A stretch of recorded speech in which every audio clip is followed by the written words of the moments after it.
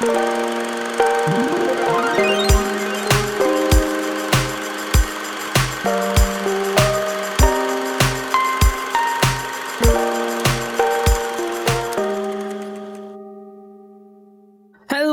everybody, and welcome to another episode of Breaking Into Cinema, the show where we discuss movies, new and old, that you may not have seen or analyzed before.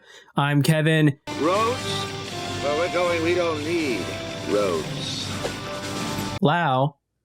And I'm Tiffany What is this McLaughlin. And I'm Cassie That is one big pile of Ballsmith. Whoa! Oh my god, yes! It's gonna go Well, for Tiffany, the double. you said yours, and I was like, I know the answer to this question. Oh, yes! That's fucking awesome. Well, I'm just gonna have to bleep some of those. But today we're not talking about we're talking about science fiction. Well, no, I'm kidding. Actually, what's the difference?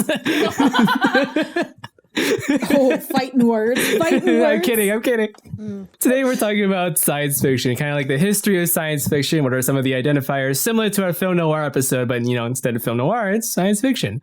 Cassie, you yourself are a self-proclaimed big fan of science fiction.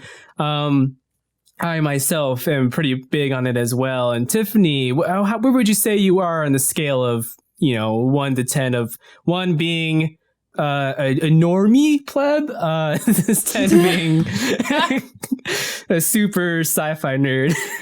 I would say I'm at about like a 4 or 5. Gotcha. It's so strange because like sci-fi is such a huge genre that there's like 10 million subgenres underneath it. So I'm not gonna be like, I don't like sci-fi, because it's a lie, because some of my favorite movies ever are sci-fi. Mm-hmm. But like, stuff that like goes up into space and super techie stuff, I'm like, I don't know too much about. And I don't know too much about the history. I don't know too much about the history of the sci-fi genre, so I'm really interested in to hear what you guys have to say. I am very worried when I'm around people who say they straight up hate science fiction. Like, how do you hate science fiction? It's kind of everywhere. How do you hate 80% of movies coming out today? Mm-hmm. Like, I understand, I don't like time travel movies, which also, again, it's a weird thing because time travel is pretty, I don't know, there's you can bend time travel a bit genre-wise or story-wise to make it more approachable. There's one time travel movie that I'm like truly in love with, and it's Donnie Darko. But I watched the Terminator, and I'm like, this makes no sense. Well, I mean, that's the Terminator for you. You'll be back. Yeah. Yeah. I think that's kind of the fun part. Like, one of the fun parts about science fiction, though, is like it's considered one of the 10 super genres.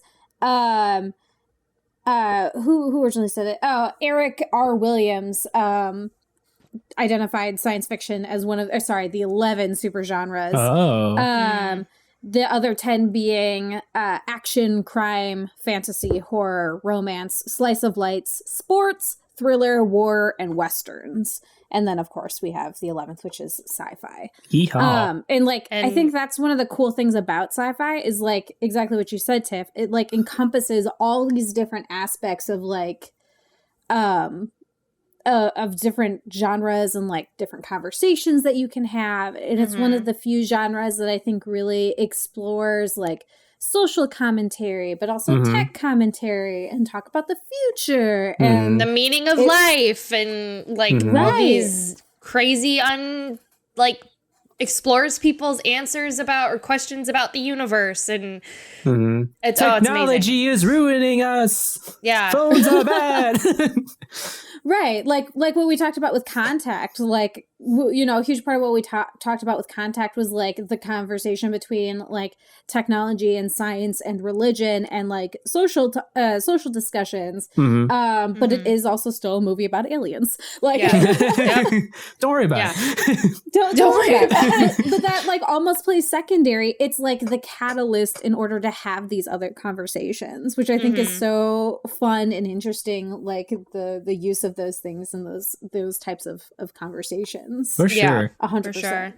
But yeah, so diving into like what are some of the identifiers of science fiction, Rod Serling, the creator of the Twilight Zone, kind of like differentiates between fantasy and science fiction, where fantasy is the impossible made probable, science fiction is the improbable made possible, where it's like just thinking about the idea of like what we have now, like the iPhone back in the day in like the 80s, that's like unheard of. Like there's no way that's going to be possible. It's highly improbable.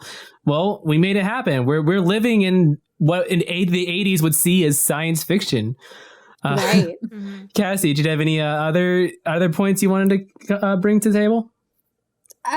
With science fiction, I think it's so interesting how much real life, like what you're saying, has been influenced by science fiction. Like we have these filmmakers and these creatives who are thinking up these like fantastical things, and then you just see them actually happen. Like it's this force of creativity that drives eventual reality, or sometimes like even predicts and talks about, like with H.G. Wells, like some of the stuff you could say that like he predicted some of the things that happened with World War II, and like there's such interesting conversations like to be had for sure. Like in like older movies where they like talk to their computers, and like in Alien when they talk to the ship, or in like 2001 Space Odyssey when he talks to Hal. Like we have that technology now. It's just part like, of our everyday lives. Back to the Future too, where they had Skype meetings before Skype was a thing. The things that the little holograms that come out of their like watches to like have a meeting with, or like on their TVs, and now it's like that's like a thing we have now. And I think what's so cool about it is like science fiction as a genre, like it's not something that just spans over film. Obviously, it's something that started in like books and things like that. Yeah. And it's something that's been so hardcore driven by women, which is so interesting because it's a genre that women are often pushed out of. Yeah. But like Mary Shelley, is considered the mother of science fiction with when she wrote Frankenstein, which of course became a movie eventually.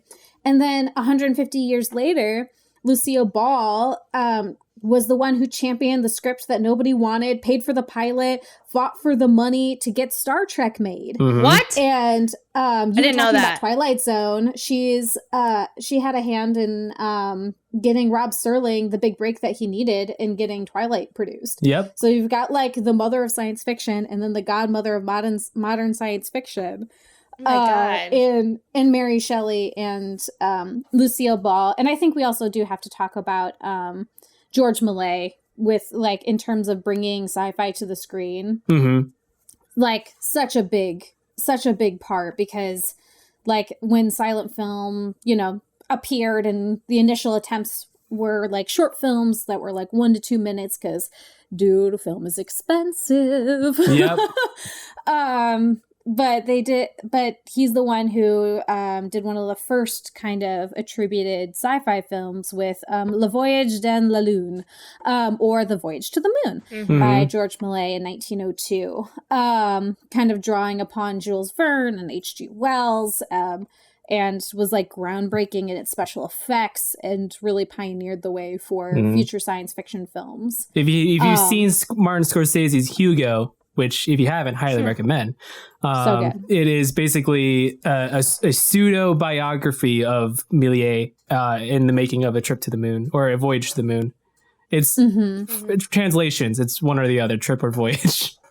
Yeah. Voyage does Depends sound cooler. on how fancy you are. I say voyage with my pinky up. It's fine. Exactly. But yeah, like it's got such a like interesting history, and like constantly being pushed, and like you can really tell a lot, I think, about society as a whole based off of what sci-fi films are coming out, because you'll get some of those like grittier, more hardcore kind of spooky, scary things, but you'll also sometimes get some things that are like more optimistic and like heavily hopeful, and like a lot of it based off of those like hopes for exploration with like The Lost World and like Sir Arthur Conan Doyle's book. I mean, look at the original Tron, and then look at Tron Legacy. Very different. Tron. But I love Tron Legacy. Oh, I'm wearing a Tron shirt right now. Jesus. You're just on point today. I am on point. You're on brand. Yeah. But yeah, so before we dive into the history of science fiction film, what are some of your favorite sci-fi films? Tiffany, you want to go first? Yeah, well, like I said before, I really, really love Donnie Darko. That's such a fun movie. It's one of those movies where you gotta watch it a couple times to kind of pick everything up. At least for me, it took me a while to understand what the hell was going on in that movie, and I really, really like it. There's all sorts of movies that I didn't really like. When you think of sci-fi movies, I just think of like Arrival or The Matrix. Arrival's a good one. But you literally but so many comedies are science fiction, like Weird Science and Bill and Ted and all these movies that you just think of as comedies, but they all fall under sci-fi genre. Or you have movies like Her, and then you have straight up spacey movies like Artificial Intelligence, which is one of the most terrifying movies I've ever seen in my life. I actually just watched that recently. Oh my god, what did you think? I really liked it. I know Kubrick kind of has been trying to make that movie for a while, and Spielberg picked it up upon following Kubrick's death. It does. I don't know if I want to say it's Spielberg's best. But I do think the ending really works to tie it all together, make a very humanistic message. Where we're really surprised, this very human story used to be a Kubrick movie, and apparently was very true to the original idea and treatment that Kubrick came up with. So it was just interesting. Kubrick, that's interesting. Kubrick can do this. I didn't know it was originally a Kubrick production. That's really cool. Well, I remember watching that movie when it came out, and I had to be about 2001, so I was 6. So that was very early, yeah. And I remember watching it and being old enough. I was still really young, but I was old enough to kind of understand what was going on. So much so that I had my first existential crisis when I watched that movie. Sure this is a movie for a 6-year-old. It was it really messed me up. It scared me spoiler, but that scene where Haley Joel Osment is sitting on in a pool, he's sitting on I think it's a diving board, and he's screaming out for his mother, and I'm it just all really hit me what was going on in that movie, and I'm this is I'd never want to see this movie again. I'm oh god, it was so terrifying. And that's not even a horror sci-fi movie, but it was so horrifying to me at the same time. Right, because it's very, very human in its emotions, and even though it's basically a Pinocchio story, and there's even have the intertextuality of Pinocchio in there. Yeah. But yeah, it's about this human AI. Well, this AI kid wanting to be human, so his parents would love him. And it's the Pinocchio scared me too as a kid, so that's literally why it went hand in hand for me. Yeah, Artificial Intelligence, highly recommend it. Not sure we can watch it, but I have the DVD. I need to upgrade it to Blu-ray though, because the DVD the quality was kind of rough on the one I have. Artificial Intelligence is because I have it pulled up. It's on Prime. It's on YouTube. It's on Pluto, and it's on Paramount Plus. So it's free. It's free to watch on YouTube and Pluto. Hey, if you have Amazon Prime, you can get 30 days of Paramount Plus, I believe. That's what I did to watch the SpongeBob movie. So I should have saved it for the iCarly revival. Well, I started watching that the other day, actually. It's not bad. It looks good. I'm actually very interested. But anyways, Cassie, what are some of your favorite sci-fi movies? I mean, if you want to have an existential crisis, please watch Annihilation. Oh my god, yeah. That's one that one is so good. I was glad I saw that one in theaters. It's got some. It's weird, but it's so good it's though. So good. Is that the Natalie Portman one? Yeah, with Oscar Isaac. I remember the previews for that, and I haven't seen it yet. And my roommates are my boyfriend and my roommate. They're you need to watch Annihilation. So Man, I should have watched that before this. It's so good. It's an intense one. It's an intense one. I also love kind of some of the classics, Metropolis is a big one for me. Mm-hmm. Love Metropolis. I love Minority Report. I think Minority Report is very timely even right now. Mm-hmm. like with its talk about privacy and like constantly being watched all the time and like cameras everywhere. It's very good. Have you seen Person of Interest? I don't think I have. Oh. I know I've heard of the movie, but I haven't watched Person of Interest. Oh, it's a show actually. Oh, with Jim Caviezel and what's his face, and created by Christopher Nolan's brother. It's 5 seasons. It has an ending. Highly recommend. Oh, you're talking about the TV show. Has an ending. Oh, my mom watched that show. I'm pretty sure. I thought you were. It's one of the best shows that no one has seen. I'm pretty sure. Was that on like ABC or something? It's on CBS. Yeah. Yes. No, she watches that show. Like she's still. I think I might still be on Netflix. Person of Interest. Minority Report is on Prime and also on Pluto, so I'm gonna check that out because I've never seen it before. Rip. Yeah, I haven't seen Minority Report either. Minority Report. I've seen bits and pieces of it because my dad watched it a lot before. So I generally know what happens in the movie. I just haven't seen it all the way through. Also, Psycho-Pass. If you haven't seen that, Cassie, you might like that as well. Psycho-Pass, the anime? Yeah. Love Psycho-Pass. Oh my gosh. Yeah, we haven't even talked about sci-fi in Cowboy Bebop. Akira. Oh my god. I love Cowboy Bebop. Cowboy Bebop's so good. Yeah. And I in terms of live action things too, if you've haven't watched Snowpiercer, love definitely it. Bong Joon-ho. Definitely a must watch. We know how much we love the director of Snowpiercer. He's one of my favorites, just people of all time. He's just a great person. He made the Oscar trophies kiss. Which we all wanted to do. You can't tell me you haven't looked at them and been like, and now kiss. But I haven't seen Snowpiercer. I'm gonna put that on my watch list. That's on Pluto as well. That's one I think you'll probably like a lot. Annihilation. You will either really, really enjoy it or you really, really, really hate it. Yeah. Yeah, it's definitely one of the two. I'm on the side of really enjoying it, but my dad watched it. He's like, that was one of the worst movies I've ever seen. Does it have anything? Not one I would give my mom to watch. Does it have anything to do with time travel, Annihilation? No. Okay. Not really. There is a framing device of time travel movies. The framing device of Annihilation is that Natalie Portman's character is telling the story after the fact. Oh, okay, cool. But there's no actual time travel or anything. Okay, I'm just. It is a movie about self-reflection, and there's a lot. Right. So there's not a lot of dialogue. It's a very introspective movie, but very, very introspective. Okay. You have to be in a place to like think about it, and like let yourself absorb the movie for what it is. Unlike some of the other sci-fi films, like Transformers, if you watched, or Aliens, like you don't have to be in a contemplative mood to enjoy Alien. Not really. I just watched Alien last night, actually. So good. Ryan, did you enjoy it? Oh yeah, Ryan had never seen it before, and we bought the box set. I've never seen the sequels. I've only seen the first one, like a long time you only need to ago. watch Alien and Aliens. That's okay. it. You don't have to go beyond the second one. I heard I heard. The third one has it goes back and forth whether people recommend it. The second one's the best one. Well, the second one's the most exciting one. I think the first one's the best one.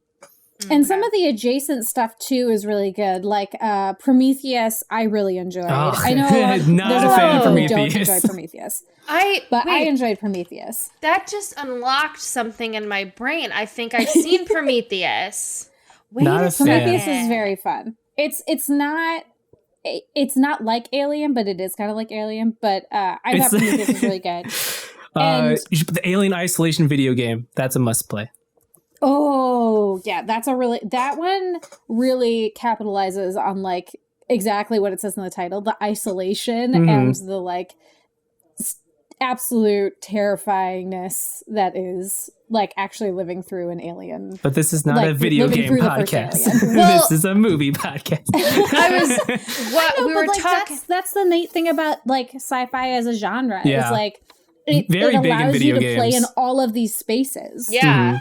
And it's so funny because you watch like a sci-fi horror film, and it's still very much a horror film, but it also is so rooted in this like reality of like science that it's like this could happen. And like the movie presents like a lot of like, especially Alien presents itself as a very like organic setup. Like right. These people are in space, science, and like all these very technical things, and like I don't know, I can't. I'm not a person to call that out and be like, this wouldn't happen, because I don't know. And it just seems so, like, it's goofy, but it also seems so realistic to me, because it's stuff that, like, I don't know for sure exists or not. Nobody knows for sure exists. It's very possible. Apparently, we're acknowledging the fact that UFOs exist now, so it's even more scarier. So I just think it's so funny how horror and sci-fi go hand in hand really, really well. Oh, definitely, yeah. Other. Because, like, a lot of science fiction is exploring the unknown, and what is scarier than the unknown. Yeah. But rounding back the conversation a little bit, some of my favorite sci-fi films are The Matrix and The Butterfly Effect, and obviously, like, I love Metropolis. I love a plethora of science fiction. I'm not a Star Wars fan, though. I love The Last Jedi, and everything else is kind of like, me too, Kevin. Me too. Actually, I like Empire Strikes Back and Return of the Jedi. I like those. I'm not a fan of A New Hope, and definitely don't care too much for the prequels and most of the sequels. But like, and Star Wars fans are gonna get really angry with me now. But you're breaking my heart. I'm sorry. It's not that I hate it. I don't hate Star Wars. I have full respect for Star Wars, especially like A New Hope, because even though I may not enjoy it as a movie, it's still like, this pioneered a lot of the visual effects and special effects in film in general. And George Lucas was like a technical pioneer. I don't think George Lucas is a very good director, though. No. Well, I mean that can be debated, but like, like the way that it pioneered to like science fiction, because like the things that came before science fiction with Star Wars was like things like Flash Gordon, which is we had Star Trek over too. The top. Yeah, but it was mostly like low budget TV stuff. You had like the 1950s era. Dude, there was that robot. What's that robot's name? The one that's like has the glass head and gears inside. Oh gosh, sci-fi 1950s robot. Is it a show or a movie? It's a movie. Forbidden Planet? Movie. No, that's a nice. Forbidden Planet's an animation. Yeah.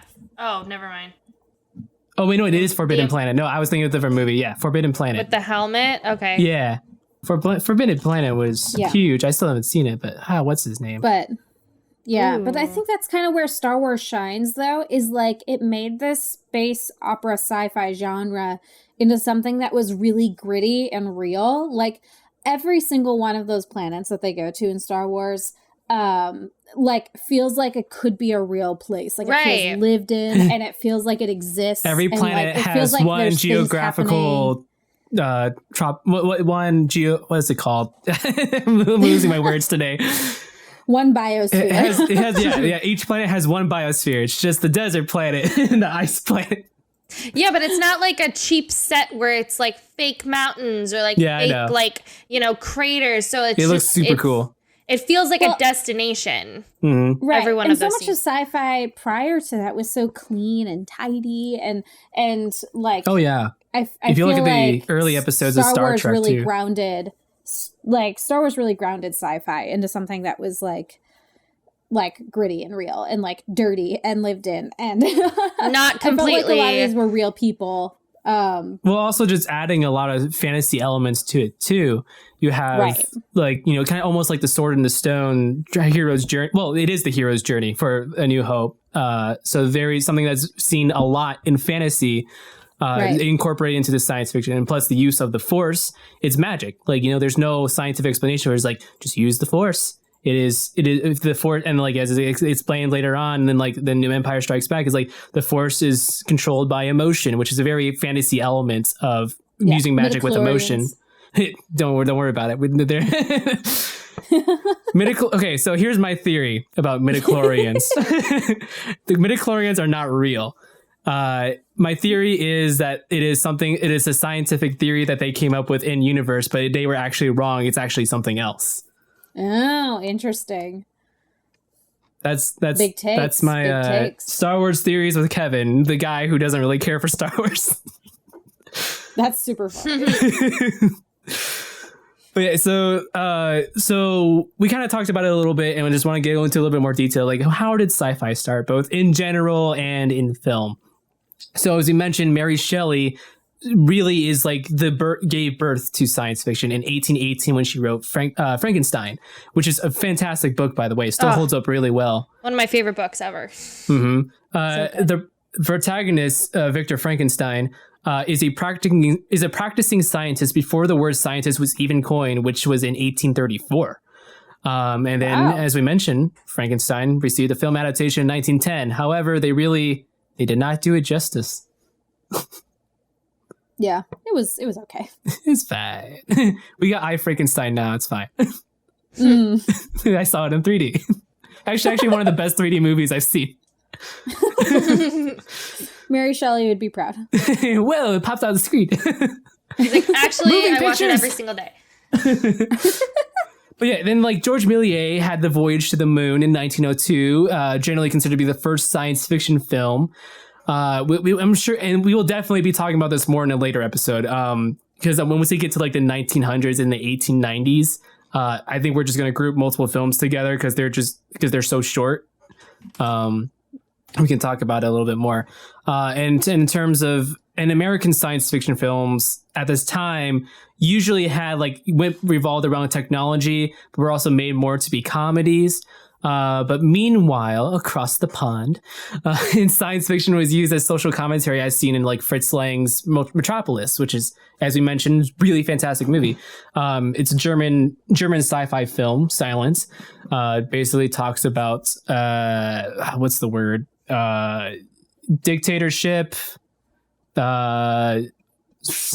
Cassie, can you help me out on this one? Yeah, I mean, Metropolis is very heavily into like, I think dictatorship a little bit, but also into like what does kind of almost artificial intelligence look like, and like how does it talks a lot about the factory settings as well, like about the factory system back in the day, and like how people were kind of just cogs in the machine kind of situation. And very visual, because obviously it's a silent film, so it's like super heavily visual in its symbolism and the things that it's talking about in a really interesting and I think effective way.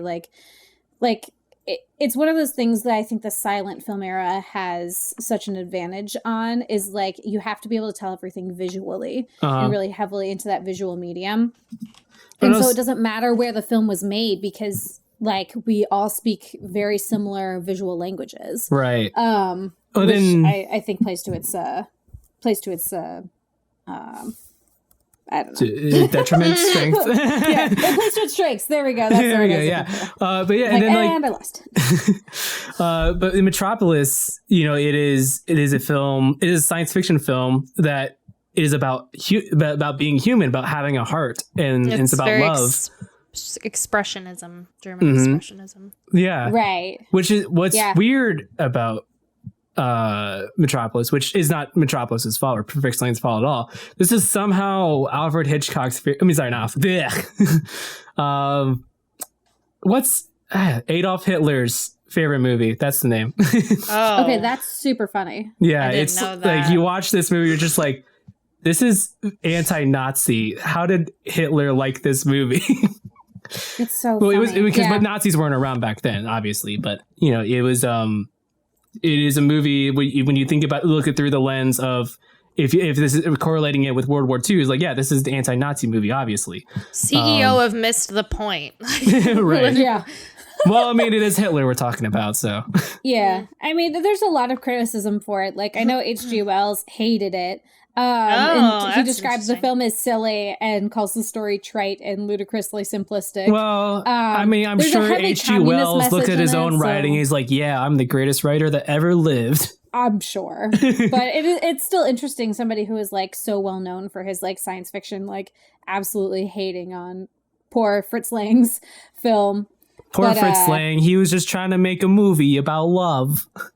I know. I love the intertitle of the final title is the mediator between the head and the hands must be the heart.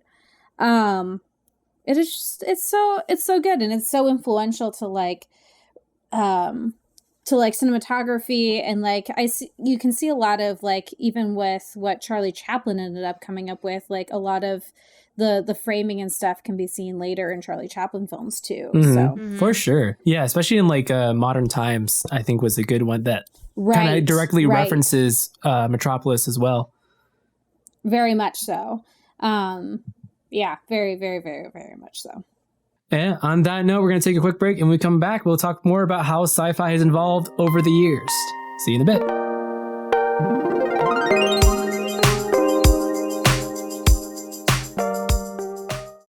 Don't you wish there was a pop culture review site that appealed to cinephiles, both professional and casual? Well, look no further than crpwrites.com. New content such as movie and TV reviews, film essays, and more are released every week by writers who crave for movies like every moviegoer craves for popcorn. CRP Writes is dedicated to making sure no one is wasting time or money where they shouldn't be. After all, you have to be able to buy your popcorn and eat it too. crpwrites.com. Casual reviews with purpose since 2018.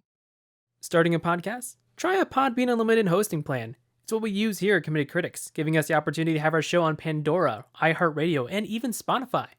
You can get your first month of unlimited hosting for free on us by going to podbean.com/committedcrits, just like our Twitter, or by clicking the link in the description. Podbean, the easiest, most affordable option to get started in podcasting.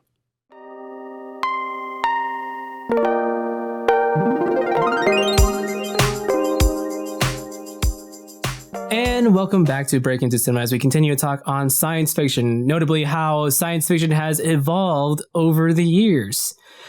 Science fiction films of the 1950s, post-World War II, with a few notable exceptions, such as The Day the Earth Stood Still, The War of the Worlds, The Forbidden Planet, they all tended to be cheaply produced, very childish and formulaic, and just about alien invasions and mutants.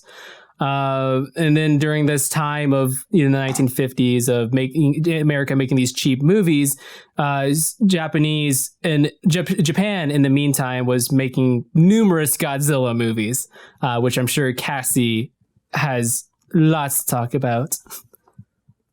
For Godzilla, oh my, yes. The answer is yes.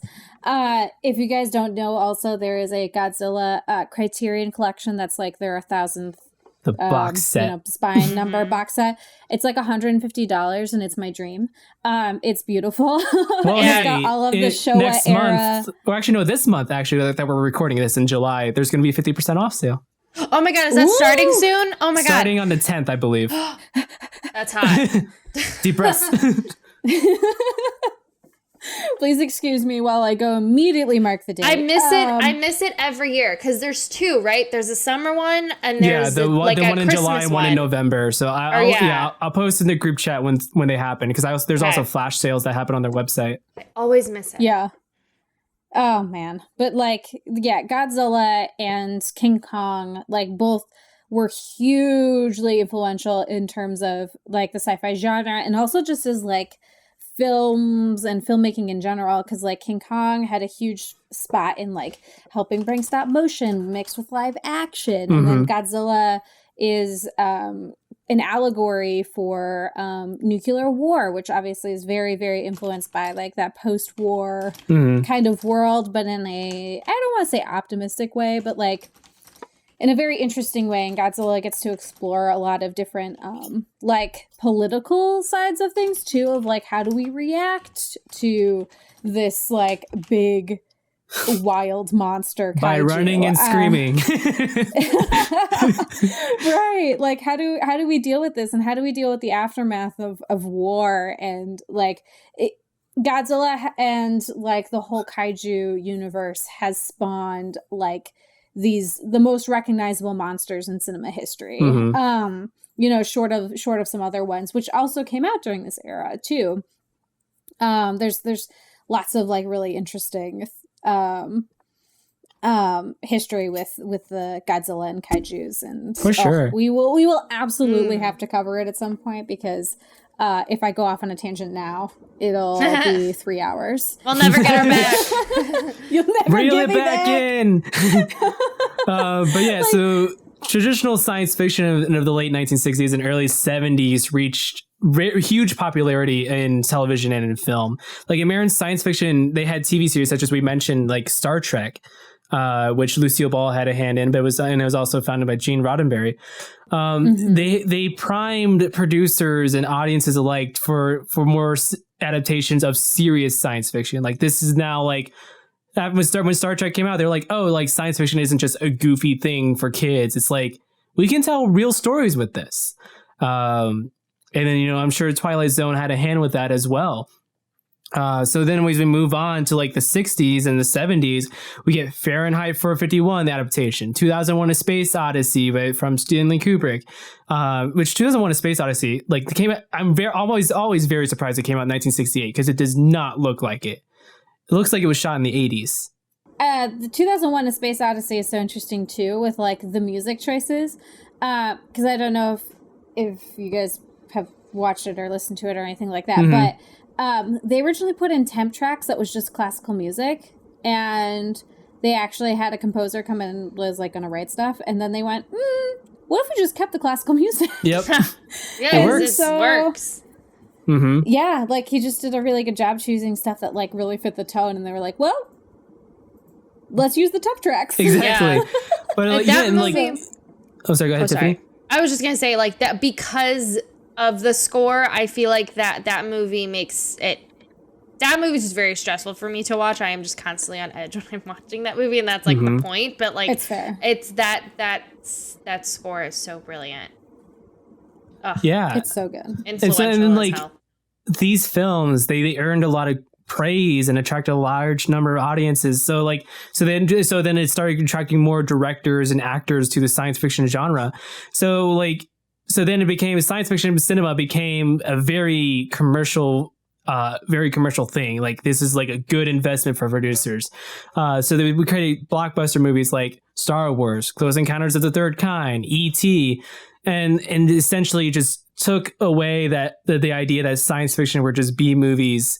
Like now they are just actual movies for everyone can enjoy. And Star Wars, George Lucas, whether or not you think he's a good or bad director, he pioneered technology in the film industry and like special effects and visual effects, even sound design with his company THX, and Skywalker Sound.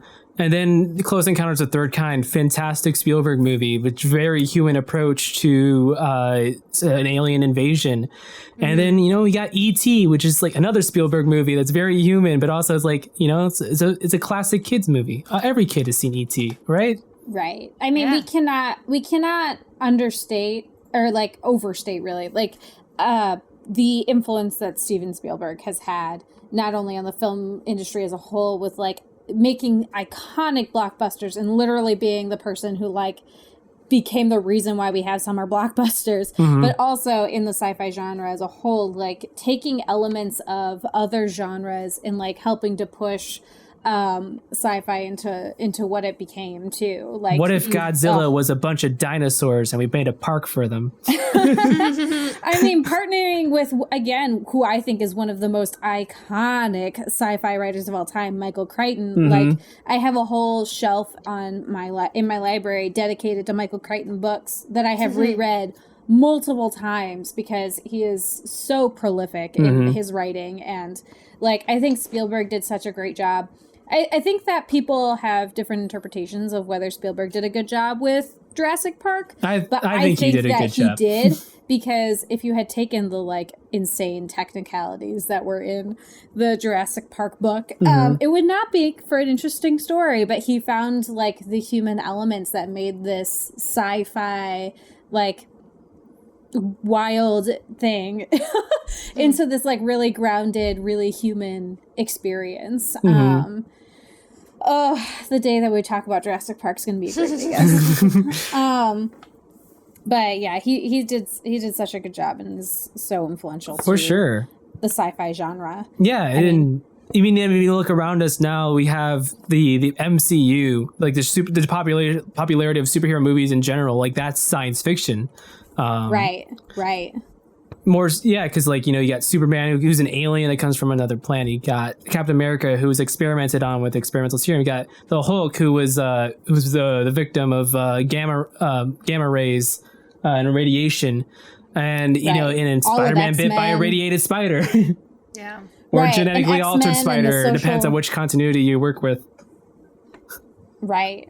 And X-Men with the mutants and like the social commentary that comes with the X-Men. Like that's so science fiction. Like being able to talk, like have that kind of commentary with, like with how people viewed those people and the mutants and,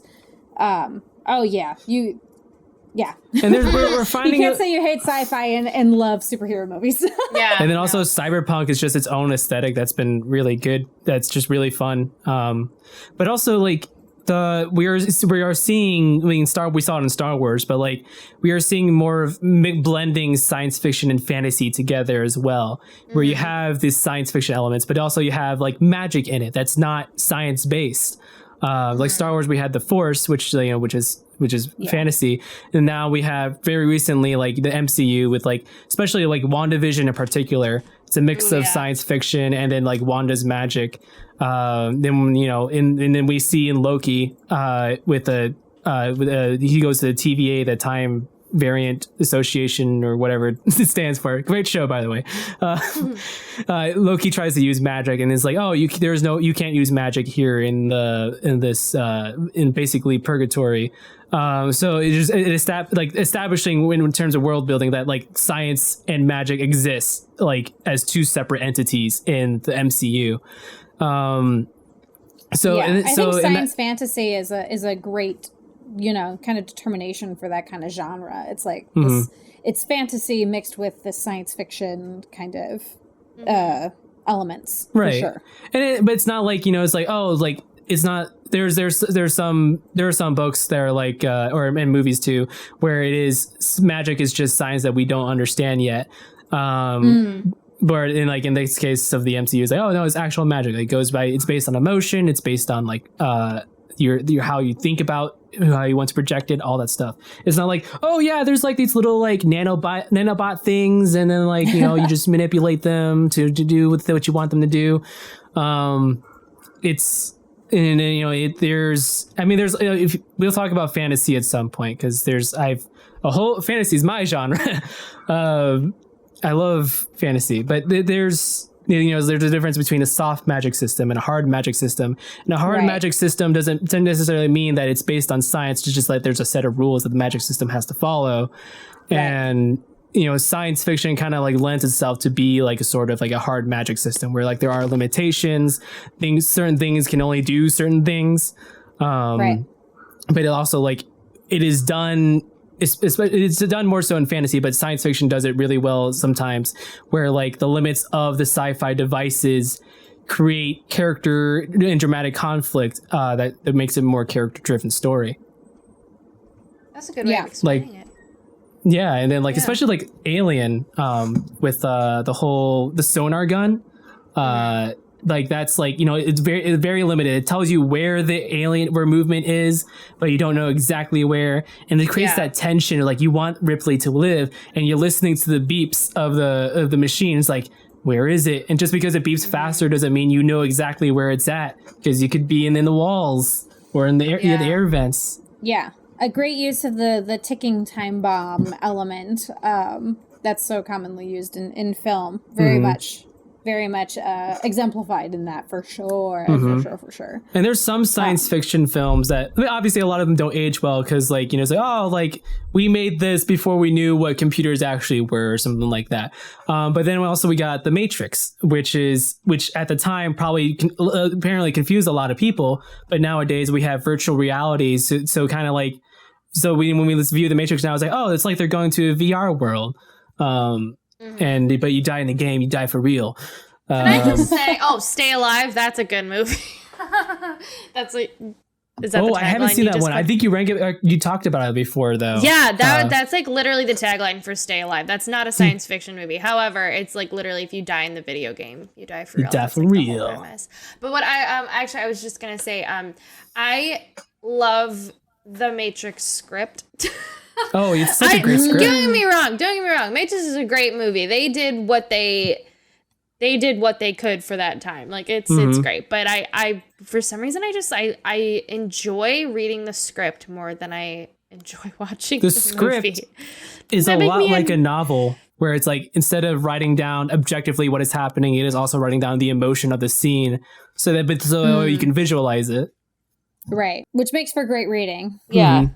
So if you want to know how to write a script, or just like, it's not, I mean, there's more than one ways to skin a cat, so to speak. But like the Matrix script is a great great screenplay to check out, because you get it's very, in terms of story structure, it is, everything is there. It is the hero's journey.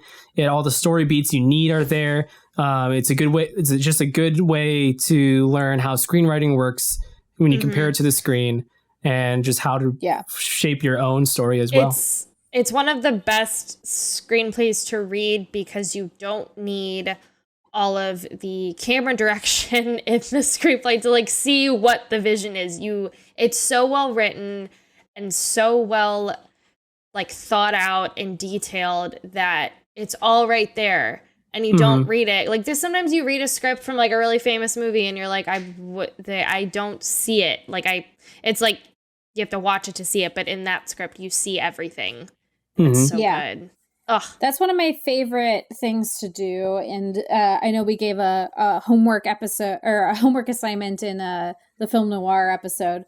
And a great homework assignment for this would be something like watch a movie and then read the film script, or read the film script and then watch how they interpreted it into the movie. Because I think that seeing those changes, especially if you can find a script that has like multiple revisions on it, like, because there's definitely like whenever you're making a movie or a TV show, like you go through revisions even while you're shooting, and so you'll get they change colors. The script will not like it actually, we printed on different colored paper so that we know which version of the script we're on, and it's like this visual indicator of like the progression of the script changes. But it's so interesting to read the script and then compare it to how the director interpreted that script and like made different choices to tell the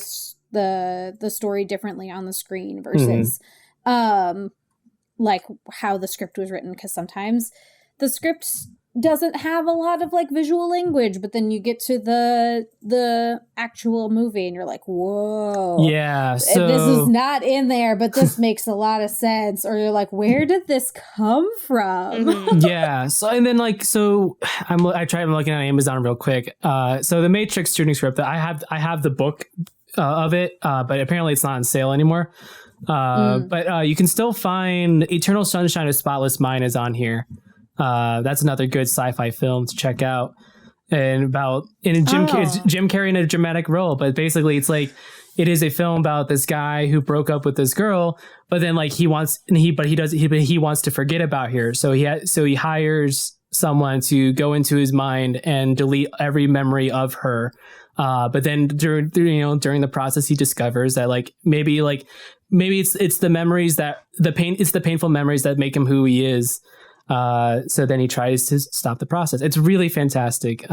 Really great movie. I'm not too big on Charlie Kaufman, but like that's definitely one of his better movies in my opinion. See, I wouldn't have even like, whenever I think of that, like it's not one of my favorite movies either, by the way, but like I would not have thought of that as a science fiction movie. Like it makes sense now that you say it out loud, but that's another movie I would have not have put into that category, but obviously it is. One of my other weird favorite categories that's technically sci-fi, but you'll never accommodate it to, disaster movies. That's, I mean, it's like, what's the word we just said earlier? The biodome, science fiction, the environmentalist sci-fi or something. Yeah. Right. Right. Yeah. There's so many, like, so much of sci-fi has spawned from, like, really taking all the different aspects of conflict in filmmaking. Like when you're telling a good story, there's different types of conflict. Right. Like there's man versus man, there's man versus self, there's man versus environment. And sci-fi is one of those genres, man, that like covers all of them. Mm-hmm. You can have Gemini like, man versus self. Right. And man versus man at the same time. Right. It's all of the above. Let's play with them all. The environment is the 48 FPS. Have you guys ever seen The Day After Tomorrow? Yes. Oh, yeah. Oh my god, So that is good. one of the most terrifying movies. And it's One not of the even most a horror iconic movie posters, honestly. Oh god, so scary. I like had to look up this scene to show somebody recently. I'm like, it's like when they're drowning in the street and they're like, that doesn't exist. I'm like, yes, it happens in The Day After Tomorrow. And the person I was arguing with, I think it was probably Ryan. I had to like look up the scene and I'm like, I can't watch this movie ever again. And I looked up that like 3-minute scene and I just freaked out. I was like, no. It's rattling. It's so good. I mean, if you think about it too. Oh, go ahead. Oh, I was just gonna say, I feel like Dennis Quaid was just in all of the like disaster movies of the like 90s. Yeah. And also, if you think about it, Sharknado is also science fiction. Yeah. It's just just a hurricane tornado picking up sharks. And they eat And people. it's the silliest thing. It's the silliest thing and it makes no sense, but it's science fiction. Yeah. Day After Tomorrow was so good though. And I love a good twister. Ooh, I love yeah. Twister.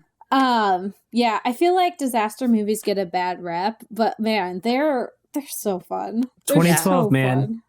2012. Yeah. Yeah.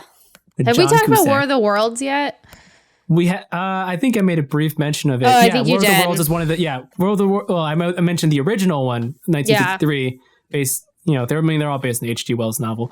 So that was one of the sci-fi movies before during the time where they were being cheaply produced. That was one of the bigger budget ones.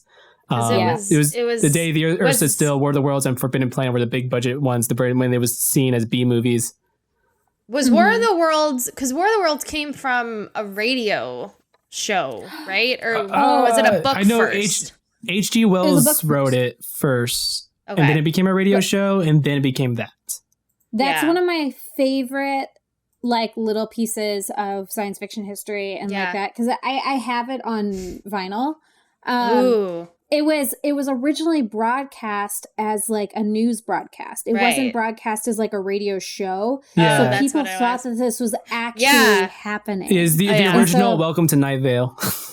Kind of, yeah. It was like this really intense like news broadcast about like these things are happening and blah blah blah with like musical interludes and like these different things happening all over the world and like broadcasted that it was actually happening, and it caused mass panic. So because people were like, oh my god. So check this out. So H.G. Wells wrote the novel first and back in like 18 something, I don't know, but then it became and it was adapted for radio broadcast in 1938. That was narrated and directed by Orson Welles. Right. Orson Welles, if you know from Citizen Kane and just a bunch of other movies, and F for Fake. 1898, that's when the first edition was published for War of the Worlds, according to Wikipedia. So good. It's really, really, really well done. And I think that you can probably find, let's see, War of the Worlds. Let's see if it's probably on YouTube somewhere, maybe. Yeah. Or maybe we have to wait 18 more years for it to be. The Tom Cruise movie, though, that was my jam. It's on YouTube. Oh, the Steven Spielberg interpretation of it? Yeah. So fun. That was my jam.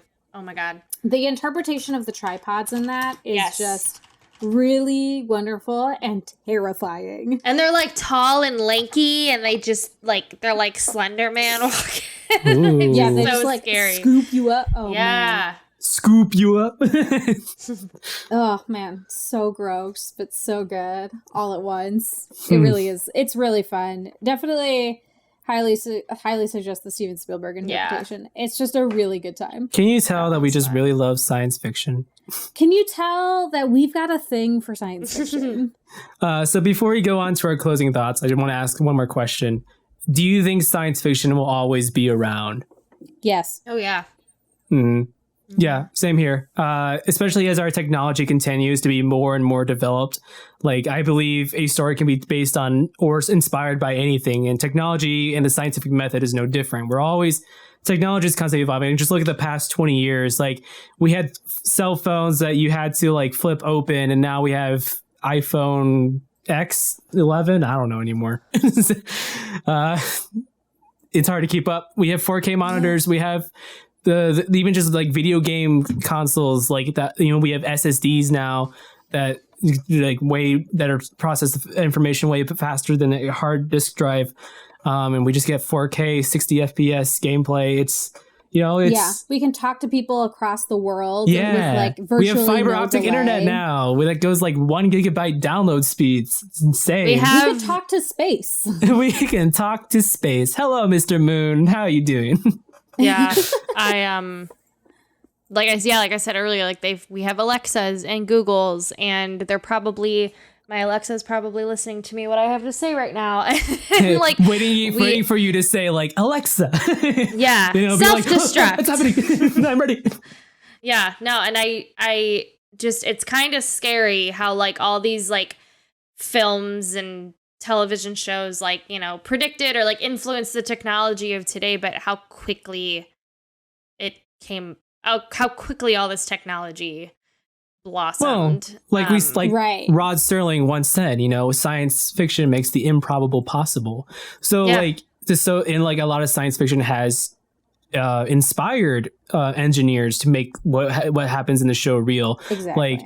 Right now, like we're still working on hoverboards, like from Back to the Future. Apparently, okay. So Back to the Future Part 2 is created the idea of hoverboards. Fun fact.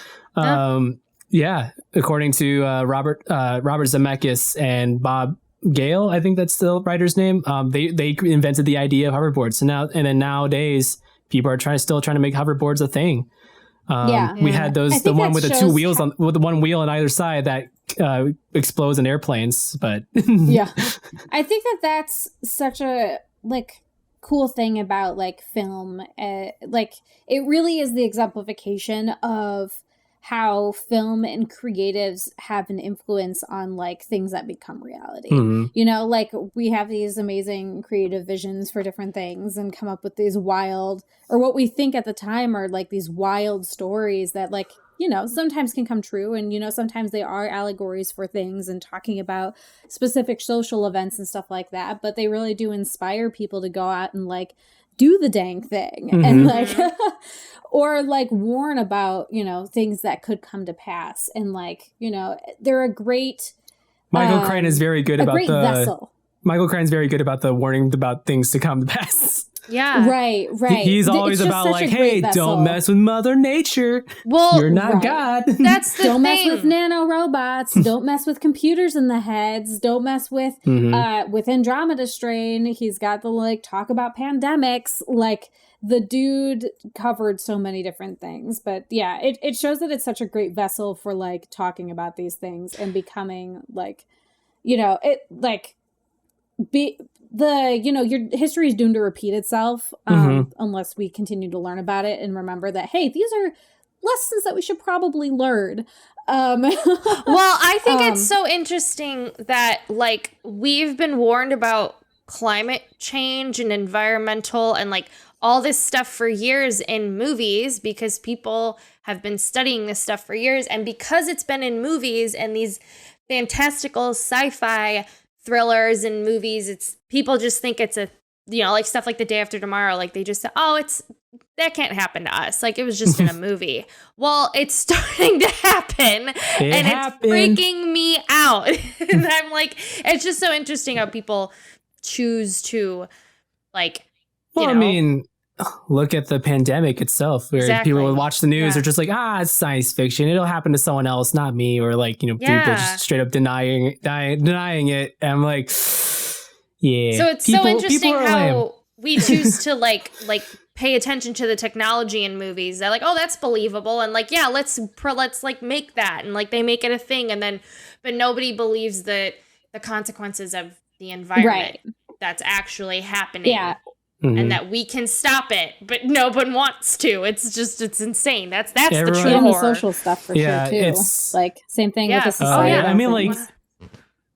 1984 is considered to be science fiction, and it's one of those things where it's like people would point at something they don't agree with on the media. It's like 1984 is like no. 1984 is what you live in your everyday life. Like everything is like all the news that we have right now, since it's on the internet, especially even when it's printed too, it's all curated by other people, and hopefully we're hoping those people and the algorithms involved are for the benefit of us, and then they tell us what we need to know. But it's not just like with the whole idea of the not to get too crazy into it, but like the idea of the pandemic on the news, it's just like, oh, it's 1984, they're just lying to us, blah blah blah, they're trying to control us. Like, no, like we've seen in the news before that we can trust it most of the time, and something on this big of a scale that every news outlet is talking about, like this is something that we can trust, so on and so forth. But like every day your curated life, like everything is like I said, everything's curated. That's more of what 1984 is warning about. Like, hey, like it would be really easy to just brainwash everyone with this. Hopefully we don't do that. Hopefully we're not currently living that. Right.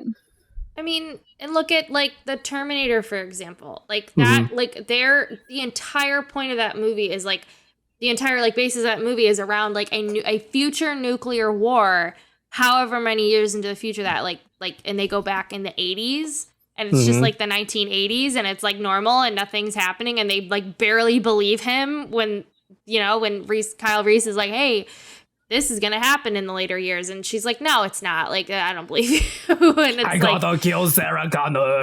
Yeah, literally. And that's the side tangent, but I just think that's a really cool movie because like you basically hear about this like nuclear war, like, but you don't really see it. Like you see like tidbits of that world, but it's mostly just you're just in LA in the 80s, but you totally believe everything that's happening around them. That's pretty funny.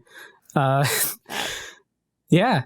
So before we close it off, any closing thoughts? I think that science fiction will always be around because there will always be questions about the universe that are unanswered, and so people are just going to keep dreaming stuff up and wondering and fleshing out ideas. So for sure. I think it's going to be exciting to see where sci-fi and these kinds of movies take us in the future with like what we were saying, the technology and the discussion on social issues, and even the like internalized interpretation of things like we see in Annihilation. Like there's a lot to explore, and I think it's one of the most innovative genres that there is, with this opportunity to explore different discussions in a very entertaining and tangible and bite-sized, and make it digestible. A lot of these conversations really digestible and understand. It's like that conversation where they say you know a subject when you can say something really complicated and distill it enough that a 5-year-old understands it. That's when you know that you understand something. And I think that's kind of the really interesting and amazing opportunity that sci-fi has. It takes these really big topics and makes it digestible for the masses, or at least hopefully. I think we as filmmakers live through the lens of, if we can maybe make somebody think about something for even just a moment and reconsider something, then we've been successful in what we've made. So yeah, I love it. For sure. I love sci-fi. Yeah, absolutely. So good. And don't forget to watch Police Story. We'll be covering that in 2 more weeks. And you can follow us. So as you know, this has been Breaking Into Cinema. This is a Committed Critics show. So you can follow us on Twitter at Committed Crits. That's COMMITTED0ITS. You can follow me, Kevin Lau, on Twitter at Author Klau. That is AUTHORKLAU. And I'm Tiffany. You can read my film reviews at crpwrites.com. That's CRPWRITES.com. And I am Cassie. You can follow me on Cassie Story or at Cassie Story on Instagram and Twitter. That's at CASSIESSTORY on Twitter and Instagram. And you can support us on Patreon in the link below. Just $1 or $2 a month really helps the show. Special thanks to our current patrons, Davey Pepperidge from Game Mechanics, Ryan Kowalkowski from Ryan Plays Drums, Andy Phillips from Andy Phillips, spelled with 2 L's, and Jody Wright. Special thanks to Zach, who loves the editing, and Jordan for being our sound engineer and creating our theme. And we will see you guys in 2 weeks. Bye. Bye. Bye.